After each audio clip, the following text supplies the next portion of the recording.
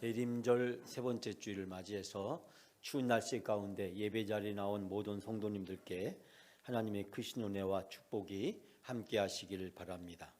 성탄절하면 떠오르는 추억이 참 많습니다. 저는 어렸을 때 저희 큰형님이 전기에 대한 전기과를 다니셨는데 전기를 만드는 것들 참 잘 만드셨어요.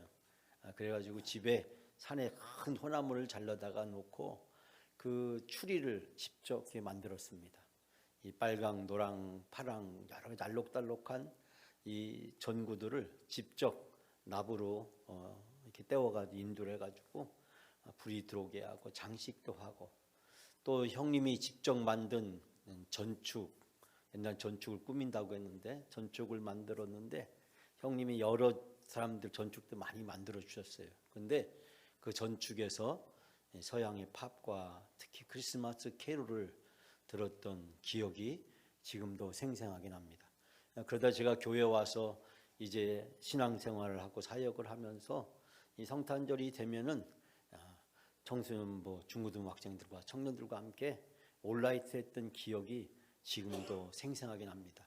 제가 여러 교회에서 사역을 하면서 밤새도록 온라이트를 하고, 그 다음 날 25일 날 새벽에 새벽송을 이 교회 저 교회를 중고등학생들과 청년들과 같이 다녔던 기억이 납니다. 지금도 잃어버리지 않는 것이 몇 가지 있었다면, 그 새벽송에 다닐 때 이쁜 별을 이렇게 만들어 가지고 가운데 촛불을 켜고 이제 한 팀당 하나씩 이 별을 들고 가서 새벽송을 부르는데 그만 그 안에 있는 초가 넘어져 가지고 그 별이 불이 붙은 거예요. 그래가지고 옆에 있었던 오대도 막 불이 붙어가지고 아주 당황했던 기억을 잃어버릴 수 없고, 어느 한 집사님 집에 새벽송 하러 갔는데 제가 대전 영락교에 있을 때였어요. 근데 저 유성에 있는 그 집사님 댁을 방문해서 차로 6명이서 가서 새벽송을 했는데, 그 집사님이 하시는 말씀이 얼마나 목이 마르냐고 그러면서 목을 축이고 하라고 그러면서 갑자기 들어가셔서 쟁반에다 뭘 담아가지고 왔는데 바로 캔 맥주를 담아가지고 오셨어요. 그래서 지금도 그때 그 청년들 앞에서 제가 전도사로 느꼈던 얼굴의 당혹감을 잃어버릴 수가 없습니다.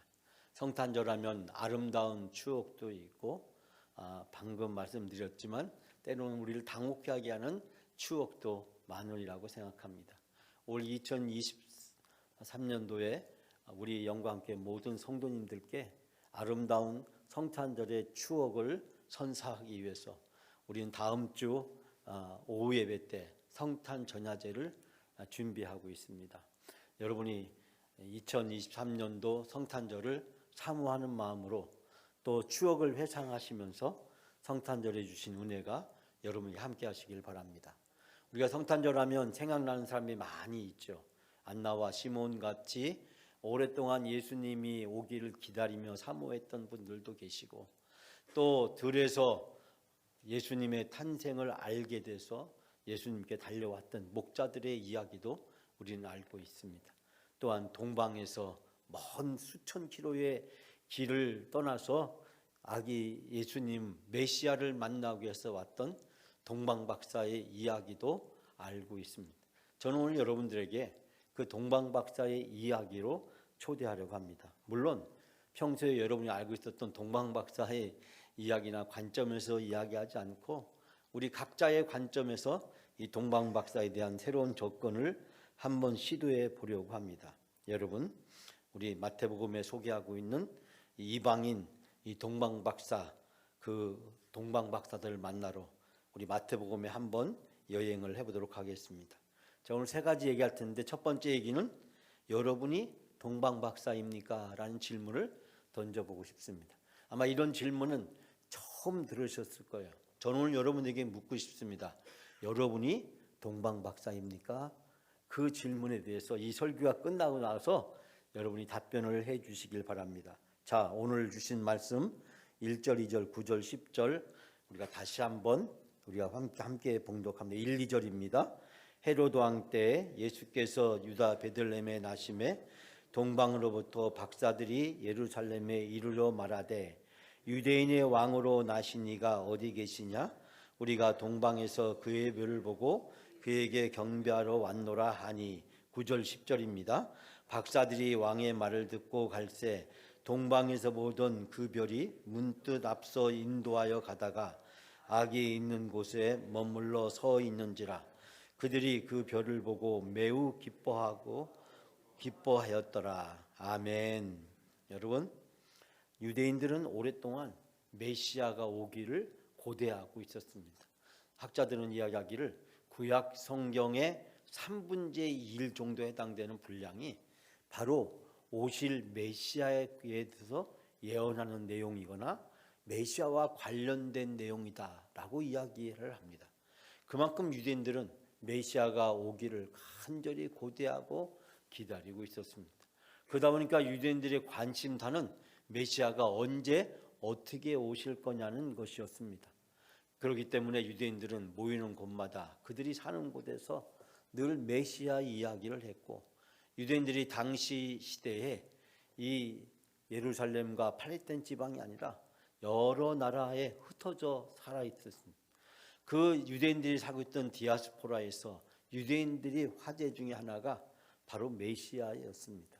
동방 박사는 유대인 디아스포라에 살고 있던 유대인들을 통해서 메시아에 대한 이야기를 듣게 되었습니다. 그분이 언젠가는 오실 것이다.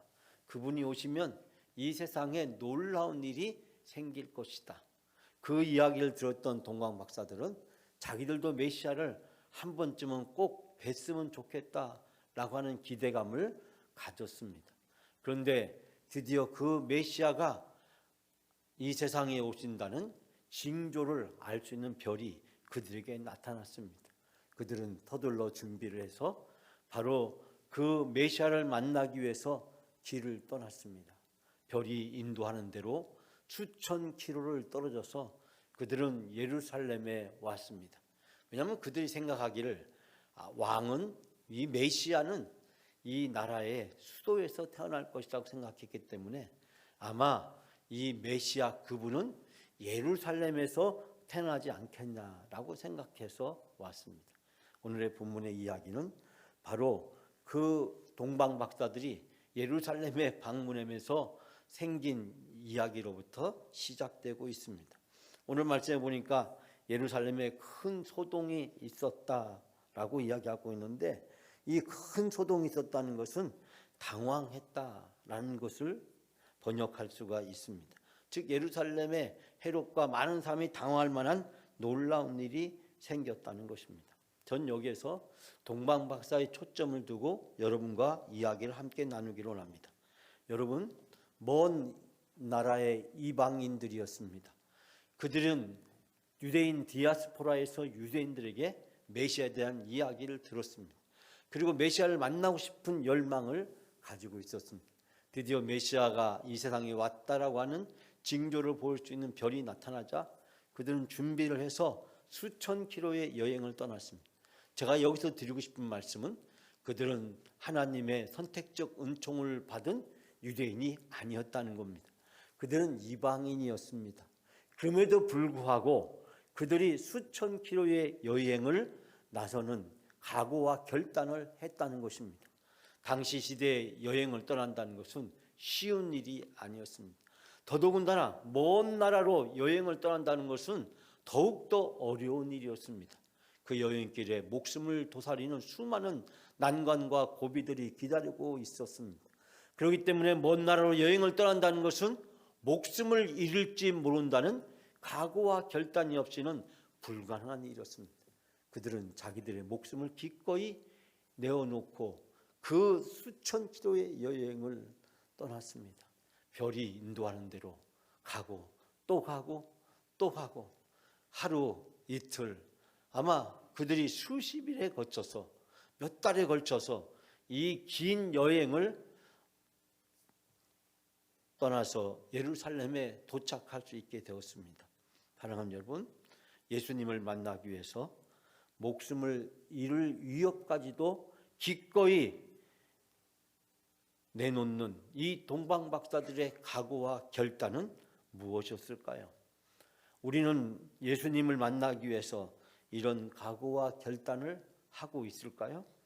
저는 예수님이 나를 구원해 주셨다는 구원의 감격과 기쁨이 있다고 한다면 어떠한 위협도 기꺼이 지불할 수 있게 된다고 생각합니다.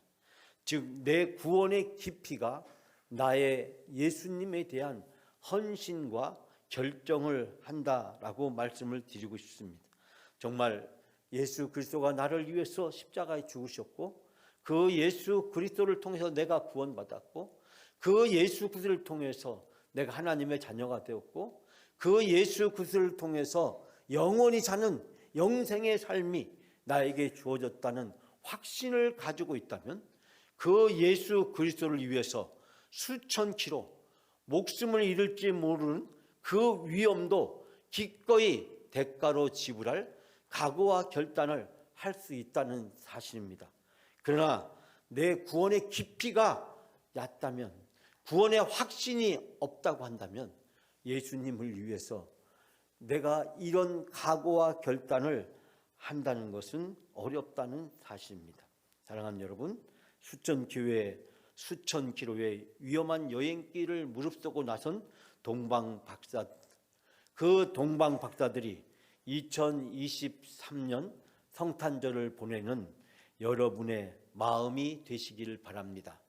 여러분, 예수님을 만나기 위해서 내가 지불해야 될 대가가 있다고 한다면, 예수님이 나를 구원해 주셨다는 확신을 가지고 있다면 우리는 어떠한 대가도 기꺼이 지불할 수 있게 되는 줄 믿습니다. 예수님이 나를 위해서 십자가에서 죽으시고 구원하셨다는 이 분명한 구원의 확신을 가지고 있다면 2023년 12월 내가 동방박사의 마음과 동방박사의 믿음을 가지고 하나님 앞에 나아갈 수 있게 될 줄 믿습니다. 저는 여러분에게 그 질문을 스스로 던졌으면 좋겠습니다. 내가 동방박사입니다. 내가 동방박사처럼 예수님을 만나기 위해서, 예수님 앞에 나가기 위해서 나에게 어떤 장애나 난관이나 역경이 있다고 할지라도 기꺼이 그것을 뛰어넘어서 예수님 앞에 나아갈 수 있는 믿음을 나에게 주시옵소서. 내가 동방박사로 살아갈 수 있는 믿음과 결단을 나에게 달라고 하나님 앞에 기도하시는 여러분이 되시기를 바랍니다. 2023년 동방의 영광, 동방의 동방박사, 바로 여러분 자신이 되어지기를 주님의 이름으로 축복합니다. 두 번째 질문은, 첫 번째가 동방박사입니까? 라는 질문인데, 두 번째 질문은 그렇지 않다고 한다면 여러분은 헤롯입니까? 라는 질문을 던져보고 싶습니다. 여러분은 헤롯입니까? 여러분 3절과 7절, 8절 우리 다 같이 함께 봉독합니다. 헤롯 왕과 온 예루살렘이 듣고 소동한지라. 이에 헤롯이 가만히 박사들을 불러 별이 나타난 때를 자세히 묻고 베들레헴으로 보내며 이르되, 가서 아기에 대하여 자세히 알아보고 찾거든 내게 고하여 나도 가서 그에게 경배하게 하라. 아멘. 여기서 헤롯 왕과 온 예루살렘이 듣고 소동했다라는 말은, 헤롯 왕은 이 말을 듣고 당황했고 예루살렘 사람들도 그와 함께 당황했다. 즉 소동했다는 것은 당황했다는 뜻입니다. 왜냐하면 메시아가 온다면 자기들이 알고 있어야 되는데 자기들이 알지 못했기 때문에 동방박사의 이야기를 듣고 그들은 놀라움에 사로잡히게 되었습니다. 그들은 메시아가 이 예루살렘에서 태어난다고 생각했을지 모릅니다. 마치 로마의 황제처럼 자기들의 눈으로 보이는 것으로 메시아가 이 세상에 오리라고 생각했는지 모릅니다. 그때서야 그들은 메시아가 왔다는 사실에 당혹감을 느껴서 학자들을 불러서 묻고 베들레헴에서 예수님이 태어난다는 성경의 이야기에 있다는 사실을 알게 됩니다. 그리고 박사들을 베들레헴으로 보내면서 그 때가 언제인지 그리고 그 악에 대해서 만나게 되면 나도 가서 그에게 경배하게 해달라고 부탁을 드립니다. 여러분, 동방박사들은 예수님을 만나기 위해서 수천 킬로의 여행길을 떠나왔습니다. 안전하고 편안한 길이 아니라 위험하고 목숨을 잃을 수 있는 위험천만한 모험을 무릅쓰고 이 길을 왔습니다. 그러나 모든 사람이 이 동방박사들처럼 예수님의 탄생을, 메시아의 오심을 환영하는 것은 아니었습니다. 오늘 본문에 등장하는 이 헤롯 왕이란 사람은 어떤 사람입니까? 이 헤롯 왕은 유대인이 아니었고 이는 에서의 후손 이두메인의 즉 이방인 출신이었습니다. 헤롯은 40년 BC 40년에 시저가 로마 제국을 다스리고 있을 때 이 시저를 찾아가서 세금과 그리고 뇌물과 그리고 여러 가지 약속을 해서 결국 로마의 원로 회의를 매수하고 유대인의 왕으로 임명돼서 37년간 통치를 하게 되었습니다. 그는 37년간 이 팔레스타인 지방을 통치하면서 로마의 황제들과 그리고 원로회의를 잘 보이기 위해서 많은 공사들을 벌이기도 했습니다. 여러 극장들을 건축하고 로마에 있는 건물들을 흉내내서 원형 경기장을 만들기도 하고 각종 기념비를 세우고 이방의 신의 제단들을 세우고 성체들을 건축해서 로마 황제들에게 잘 보이려고 노력했습니다. 심지어는 로마 황제의 이름을 딴 신도시를 건설하기도 했는데 그 도시 이름이 가이사라 빌립보라는 도시였습니다. 가이사라는 로마 황제의 호칭이었습니다. 그러므로 로마의 황제의 이름을 딴 신도시를 건설해서 황제에게 바치기도 했던 사람이었습니다. 뿐만 아니라 그는 무엇보다도 자신이 이방인이라는 사실을 감추기 위해서, 즉 이방인 컴플렉스를 극복하기 위해서 유대인들보다 더 경건한 척을 했습니다. 그는 예루살렘 성전을 재건한 일을 BC 20년에 시작을 하게 됩니다. 본인이 믿음이 없으면서도 믿음이 있는 것처럼, 유대인이 아니면서도 유대인인 것처럼, 그래서 유대인들에게 잘 보이고 환심을 사서 유대인들을 효과적으로 통치하기 위해서 예루살렘 헤롯 성전을 재건한 일을 시작했습니다.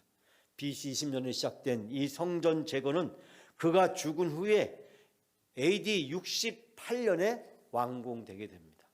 여러분, 놀라운 것은 바로 이 AD 68년도에 예루살렘 성전이 완성됐는데 그로부터 2년이 지난 AD 70년에 로마의 디도 장군에 의해서 예루살렘 성전이 파괴되었다는 사실입니다. 그가 로마에게 잘 보이려고 그리고 유대인들에게 잘 보이려고 했던, 그러면서 로마 제국의 앞잡이 노렸던 권력자들과 마찬가지로 그는 잔인하고 난폭한 폭군이고 독재자였습니다. 심지어 그는 자기 아내와 세 아들과 장모와 처남과 삼촌까지 숙청하거나 죽이기까지 했고, 오늘 본문 말씀에 전후해서 우리가 알 수 있다시피 예수님이 이 세상에 오셨을 때 2살 이하의 베들레헴 근처에 있는 모든 아이들을 집단 학살하는 잔혹한 폭군이자 집단 살인자이기도 했습니다. 헤롯에게 메시아의 탄생 소식은 큰 충격을 주었습니다. 왜냐하면 자기의 권력이 위협받는다고 생각했기 때문입니다. 그는 위장된 신앙을 바로 동방의 박사들에게 보입니다. 나도 가서 경배하게 해달라고, 나도 가서 그 메시아를 경배할 수 있게 해달라고 위장된 믿음과 신앙을 가지고 교활한 수법을 가지고 동방에서 온 박사들을 숨기는 것을 발견하게 됩니다. 이 헤롯의 교활한 제안은 결국 하나님의 선하신 개입으로 수포로 돌아가고 말지만, 그러나 이 헤롯 대왕의 교활한 음모는 계속해서 계속되고 있는 것을 우리는 발견할 수 있게 됩니다. 사랑하는 여러분, 우리는 신앙생활을 하면서 때로는 이 헤롯처럼 나의 유익을 구하고 나의 욕망만을 구하는 치졸한 신앙으로 전락할 가능성이 있다는 사실을 발견하게 됩니다. 교회에 나오고 신앙생활한 이유가 나의 구원만을 위해서, 내가 복을 받기 위해서, 또 여러 가지 인간관계를 유지하기 위해서 예수님을 신앙생활을 수단과 방법으로 전락시키고 교회 생활을 취미생활로 삼는 사람들을 종종 발견하게 됩니다. 예수님 중심의 신앙과 교회 생활이 아니라 나 중심의 종교 생활을 하는 사람들을 발견하게 됩니다.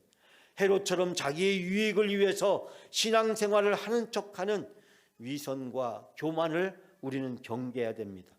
때로는 내가 헤롯이 될 수 있다라고 하는 준엄한 경고를 발견하게 됩니다. 사랑하는 여러분, 그런 우리에게 예수님은 묻습니다. 내가 헤롯이냐? 내가 헤롯처럼 신앙생활이 아니라 종교생활을 하고 있는 것이 아니냐? 세상 유혹은 거부하기 어려울 정도로 너무나도 달콤하고 탐욕을 쫓는 우리들의 육신은 너무나 연약하고 수시로 틈을 노리는 사탄과 마귀는 너무나도 간교합니다. 사랑하는 여러분, 우리의 힘과 지혜와 믿음으로는 이겨낼 수 없습니다. 탈헤롯 작전은 무엇으로 가능한 것일까요? 항상 우리가 깨어서 말씀과 성령 충만해야 됩니다. 다른 방법이 없습니다. 지난주 새벽기도 때 제가 여러분에게 말씀드렸듯이 하나님께 가까이 바짝 붙어있는 신앙생활을 해야 됩니다. 교회생활, 예배생활, 기도생활, 말씀생활에 깨어 있어야 됩니다. 하나님께 가까이 바짝 붙어 있어야 우리가 이 교활한 사탄과 마귀, 헤롯처럼 종교생활하기 위한 유혹에서 벗어날 수 있게 되는 줄 믿습니다.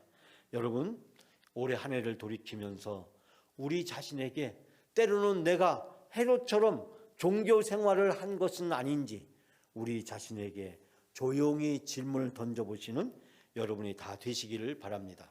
마지막 세 번째로 예수님은 드릴 수 있는 선물은 무엇일까요? 예수님에게 드릴 수 있는 선물은 무엇일까요? 자, 11절 말씀 마지막으로 다 같이 함께 봉독합니다. 집에 들어가 아기와 그의 어머니 마리아가 함께 있는 것을 보고 엎드려 아기께 경배하고 보배압을 열어 황금과 유황과 모략을 예물로 드리니라. 아멘. 자, 이 말씀에 보니까 드디어 별이 인도한 대로 베들레헴에 동방 박사들은 도착하게 되었습니다. 도착해서 그 별이 머무는 곳을 보니까 바로 아기와 그리고 그의 어머니 마리아가 함께 있는 것을 보고 엎드려 아기께 경배하고라고 말씀하고 있습니다. 그리고 나서 보배압을 열어 황금과 유황과 모략을 예물로 드렸다. 즉 그들은 아기 예수와 마리아를 발견하고 엎드려서 아기 예수께 경배를 드렸다라고 이야기하고 있습니다. 우리는 이 본문의 말씀을 읽으면서 앞부분에서 경배를 했다는 부분보다는 뒤에 나오는 바로 황금과 유황과 모략에 관심을 집중해서 예수님께 경배했다는 사실을 지나쳐버리는 경우가 참 많습니다. 하나님의 관심은 황금과 유황과 모략에 있는 것이 아닙니다. 물론 황금과 유황과 모략이 필요한 것이기도 하고 이것이 영적인 의미가 있는 것임을 발견하게 됩니다. 우리가 보통 황금이라고 한다면 무엇을 나타냅니까? 왕의 권세와 사랑을 나타낸다. 유황은 감사와 찬양으로 예수님이 어떤 분이신지를 나타내게 된다. 모략은 예수 그리스도의 순환을 각각 드러낸다. 그래서 칼빈 같은 유명한 학자도 왕과 제사장과 그리고 예수님의 장사 지냄을 각각 나타낸다라고 이야기하고 있습니다. 즉 황금과 유황과 모략은 필요한 것입니다. 그러나 하나님의 관심은 황금과 유황과 모략에 있는 것이 아니라 바로 메시아 아기 예수께 경배했다는 사실에 하나님의 관심이 있음을 발견하게 됩니다. 사랑하는 여러분, 우리가 하나님 앞에 나올 때 하나님이 우리에게 원하고 기대하시는 것은 무엇일까요? 우리가 무슨 예물을 가지고 하나님 앞에 나왔냐를 하나님은 우리에게 묻지 않으십니다. 하나님은 동방의 박사들이 예수님을 만나자마자 그들이 경배를 드렸습니다. 경배를 드렸다는 것은 예수님을 메시아로, 구세주로, 구원자로 인정하고 고백했다는 사실입니다. 사랑하는 여러분, 예물은 관례였지만 은총의 수단으로 아름답게 사용되어졌습니다. 그러나 예물은 진정 주님이 원하시는 예물은 예수님을 인정하고 예수님을 나타나고 예수님을 증거하는 경배자의 아름답고 소중한 마음이었습니다. 하나님은 우리가 진실된 마음으로 하나님 앞에 예배 드리는 것을 원하시고 우리의 예배를 기뻐 받아주시는 줄 믿습니다. 사랑하는 여러분, 하나님이 2023년 대림절을 보내고 성탄절을 향해 나가는 우리들에게 진정으로 기대하는 것은 예물이 아니라 진정한 하나님을, 예수 그리스도를 인정하고 예배하는 마음인 줄 믿습니다. 사랑하는 여러분, 바로 이 동방박사의 마음이 여러분들의 마음이 되시기를 바랍니다. 동방박사의 손에 들려진 예물에 우리의 눈길을 돌릴 것이 아니라 아기 예수께 눈길을 돌리고 그 아기 예수가 나의 구세주임을 온전히 인정하고 예배할 수 있는 여러분이 되시기를 바랍니다. 동방박사의 그 경배하는 마음처럼 예수님을 인정하고 예수님을 나타나고 사람들에게 예수님을 증거할 수 있는 경배자의 아름다운 믿음과 신앙의 고백이 2023년 여러분들의 신앙 고백이 되시길 바랍니다. 그래서 우리가 하나님 앞에, 하나님, 내가 영광의 동방박사입니다. 내가 이 동방박사처럼 예수님을 인정하고 예수님께 온전히 예배할 수 있는 그런 믿음과 신앙을 주십시오. 내가 이제 영광의 동방박사로 살아갈 수 있도록 나를 인도해 주옵소서. 여러분의 성탄절을 맞이하는 신앙 고백이 다 되시기를 주님의 이름으로 축원합니다.